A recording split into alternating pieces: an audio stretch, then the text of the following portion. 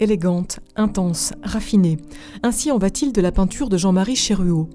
Sur la toile, la précision du geste cultivée depuis sa plus tendre enfance, coup de foudre à 12 ans pour une toile de Georges de la Tour, et depuis, un amour inconditionnel pour la peinture et notamment pour le portrait.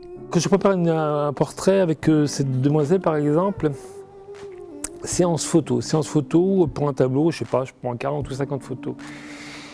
Et d'une photo à l'autre, on va dire d'un dixième de seconde à l'autre, il y a un sourire, il y a un rictus qui se fait ou qui se fait pas, et là, c'est immense entre les deux. Alors voilà, j'essaie de m'engouffrer entre une première et une deuxième photo, et je synthétise les 40 photos que j'ai pour essayer de trouver un petit peu ce qui me convient, voilà, une sauce qui me convient véritablement sur les 40 photos. Portraitiste, c'est ainsi que Jean-Marie Cheruot se définit. Sous ses doigts, les visages se dessinent, celui de Michel Bouquet, à qui il voue une admiration particulière, tandis que des femmes costumées prennent la pose. Ici, l'hyperréalisme qui flirte avec l'étrangeté, révélée par une incroyable lumière.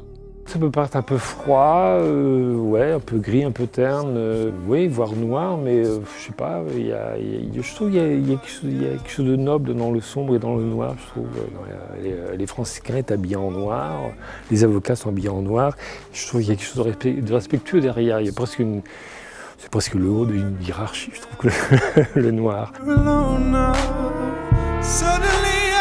Je trouve qu'il y a une espèce de trapèze, une colonne vertébrale comme ça qui suit, qu'on retrouve là-bas, aussi derrière une main. J'aime bien les dos parce que je trouve qu'il y a un paysage dans le dos, des volumes extrêmement fins, des teintes extrêmement fines comme ça, on passe ici d'une obscurité à la lumière sur 20 cm. Le plus beau compliment qu'on m'ait fait, il est simple, c'est un jour une commande, je remets le tableau et la personne pleure. Alors ça, qu'est-ce que vous voulez comme récompense? Des larmes comme récompense. Des larmes de bonheur évidemment, pas des larmes de...